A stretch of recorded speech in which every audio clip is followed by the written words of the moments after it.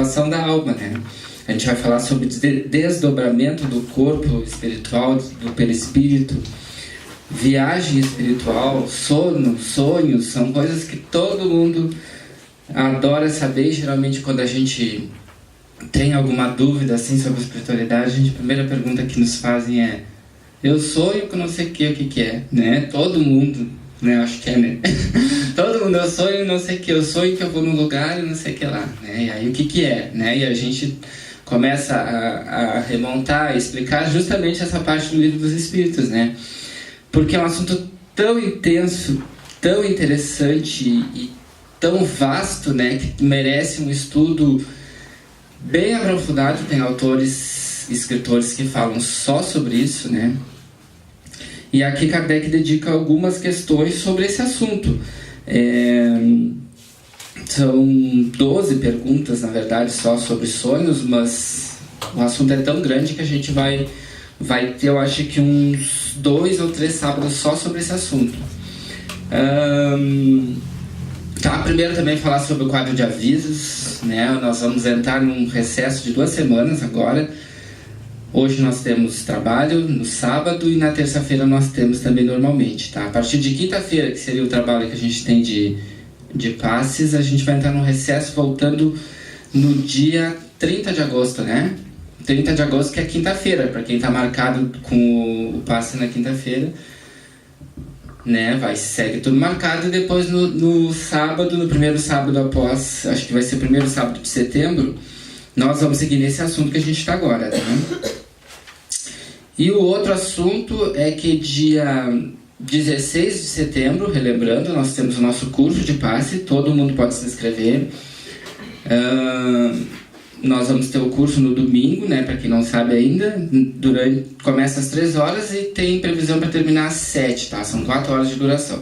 O curso é mais ou menos desses moldes que a gente faz os nossos estudos aqui, só que nós vamos ter mais tempo, porque o assunto é muito longo, tá? Que é sobre passes, corpos espirituais, chakras, tá? Que são os assuntos do livro que está aqui na parede dos livros da trilogia, que na verdade a trilogia, que são os livros, né, nasceu do curso, né?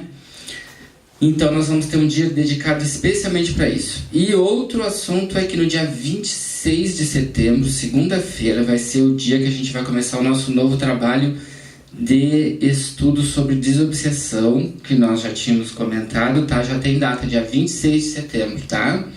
Que é a última segunda-feira de setembro. Tá bem, gente? Tá, vamos começar o nosso estudo. Vocês podem perguntar, se a gente souber responder, a gente responde, senão a gente vai pesquisar e lá daqui a um mês a gente responde, tá? E outra coisa também, tudo o que a gente faz aqui, todos os nossos estudos estão gravados e estão no YouTube, tá? Tá lá no nosso canal, vocês podem entrar lá. Se vocês perderem, se vocês um dia não vierem, vocês vão entrar lá, vai estar lá os nossos vídeos, tá? Compartilhem para que mais pessoas possam ver, né? Coloquem lá, ativem o sininho para também receber as atualizações quando é que a gente coloca o vídeo e vocês recebem no celular. Tá bem? Vamos começar então. O sono e os sonhos, tá? Na pergunta 400, então, Kardec pergunta aos espíritos: o espírito encarnado permanece voluntariamente em seu envoltório corporal? Será que nós, espíritos, estamos aqui presos no corpo porque queremos, né? Será que a gente está sempre preso, a gente encarna lá? Será que até a gente morrer a gente fica preso ao corpo? Ou será que a gente de vez em quando dá uma passeada, né? E a resposta, ó, é como se perguntasses se um prisioneiro gosta de estar atrás das grades.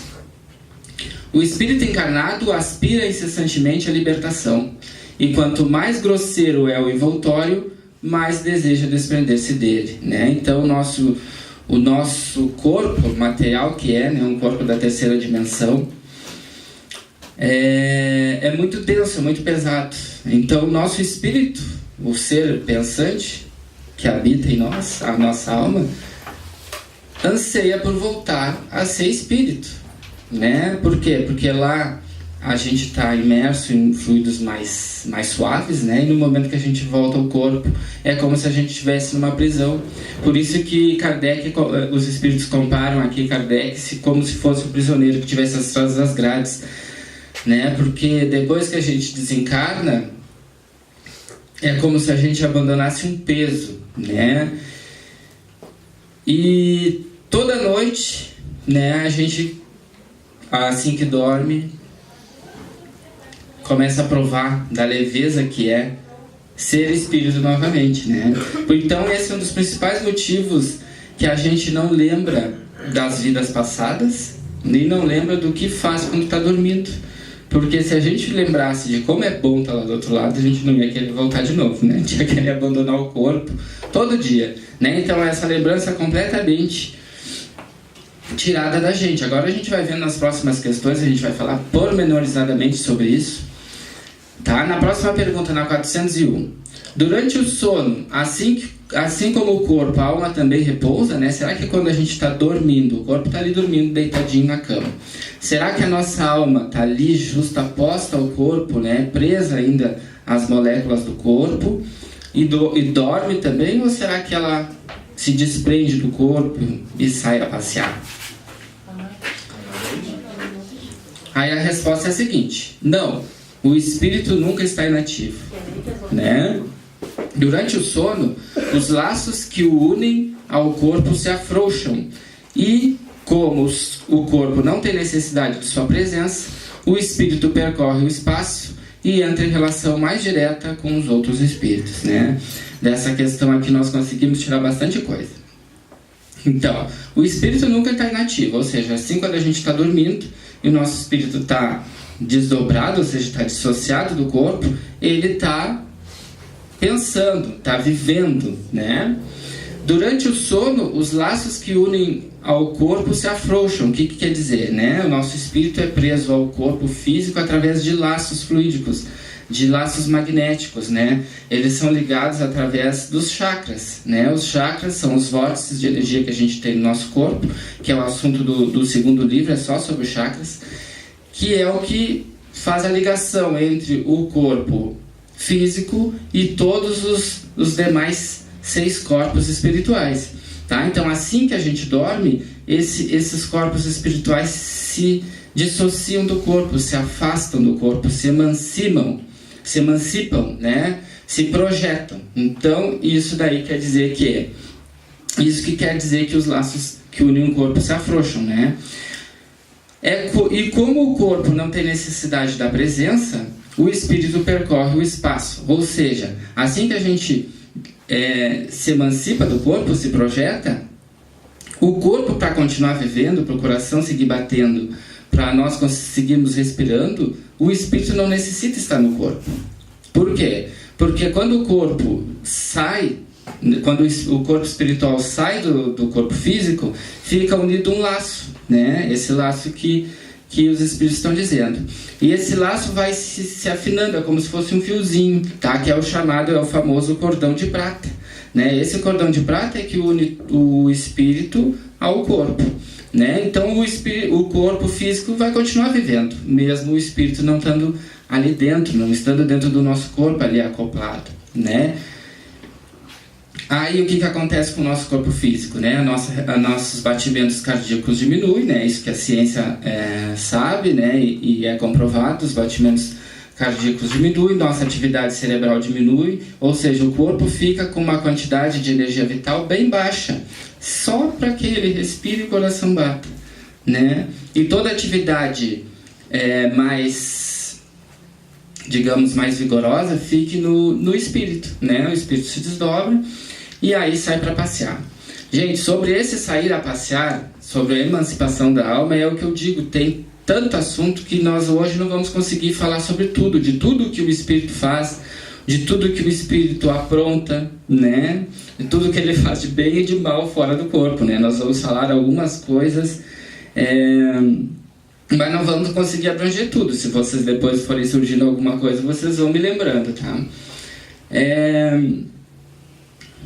Então, o espírito percorre o espaço e entra em relação mais direta com outros espíritos, né? Então, assim como eu durmo e me desdobro, saio do corpo, né? A Daiane também vai se desdobrar e vai sair do corpo. Então, lá nós vamos conversar, nós vamos, de repente, vamos combinar para fazer alguma coisa em algum lugar, né? Como se fosse, né? as amizades, né, que a gente tem aqui, a gente vai...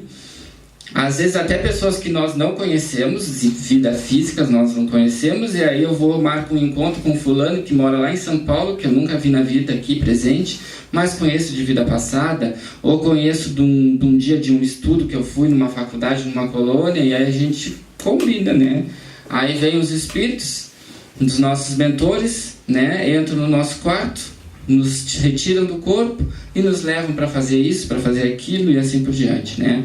Então a gente entra em relação direta com os espíritos, tanto os espíritos dos vivos, que também estão dormindo naquela hora, quanto os espíritos dos mortos que não estão encarnados, né? Então existe essa relação.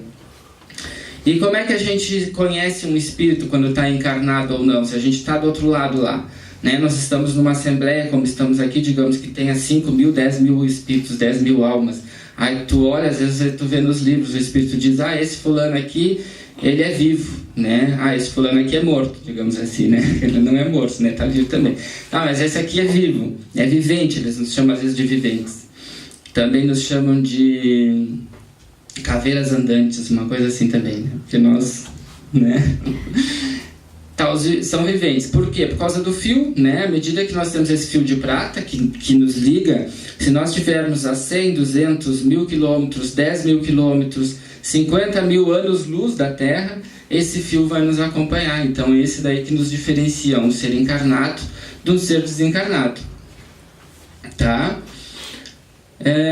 Terminamos todas as frasezinhas da 401. Alguém já quer perguntar alguma coisa? Quer falar, comentar? Graça? Não? Na 402. Como poderíamos julgar a liberdade do espírito durante o sono? Essa pergunta, se não me engano, ela é a que nós vamos ficar até o final do horário, porque ela tem 2 páginas. Eu até me esqueci de deixar o livro para vocês aí, para vocês irem acompanhando, mas ela tem uma folha só da resposta, de tão grande que é. Bom, como é que podemos julgar a liberdade de espírito? Como é que a gente sabe que o espírito está livre durante o sono, né? Como é que a gente sabe que ele se dissocia do corpo, não fica preso? E aí os espíritos respondem pelos sonhos.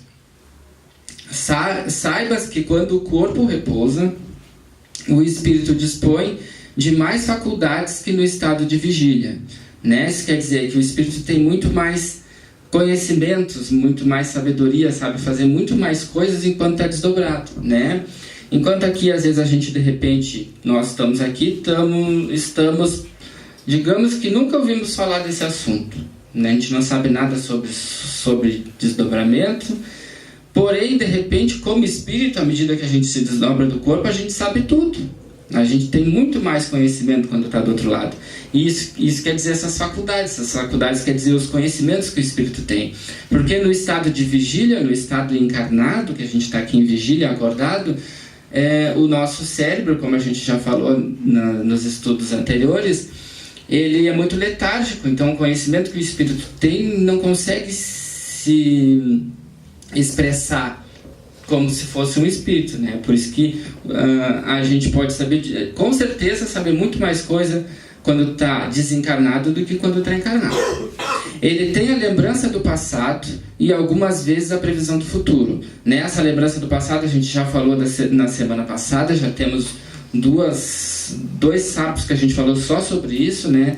Repetindo sempre que a lembrança do passado é relativa, como a gente já falou, né? Pode demorar muito tempo, pode não se lembrar de nada, né? Então, assim como a gente desencarna e lembra do passado, no momento que às vezes também a gente está dormindo, né?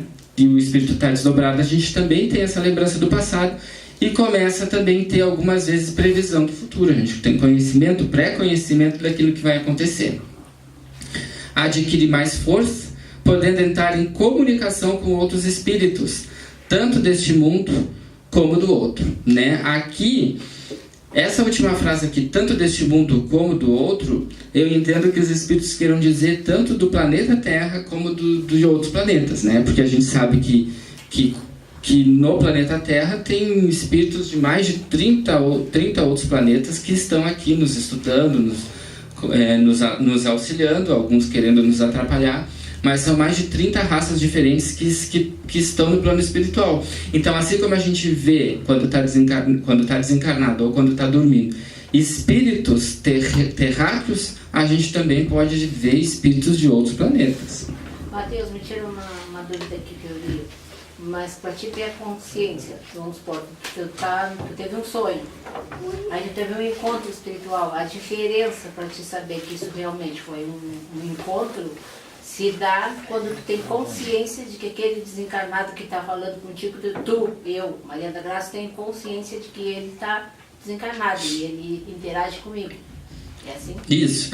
Né, nós vamos falar sobre a consciência um pouquinho mais adiante, mas a gente quando está dormindo em projeção astral, a consciência que a gente vai ter daquilo que a gente viveu como espírito é relativa de pessoa para pessoa. Então o sonho ele vai ser mais real ou menos real dependendo do teu grau de consciência como espírito,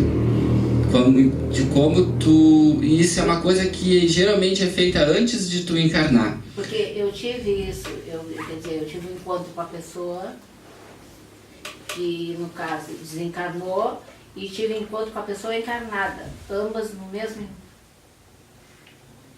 instante, no mesmo momento. Eu sabia o que eu falava com a desencarnada, tinha consciência que ela estava desencarnada, ela também tinha consciência que estava falando comigo, e o que estava encarnado, no caso, nos atrapalhava a conversa, e ela dizia, me trazia para ela dizia, presta atenção em mim, porque o que estava encarnado atrapalhava a nossa... Sim, entendi. Entendesse? E aí, então, aí que eu quero saber, entra essa coisa de tu saber realmente...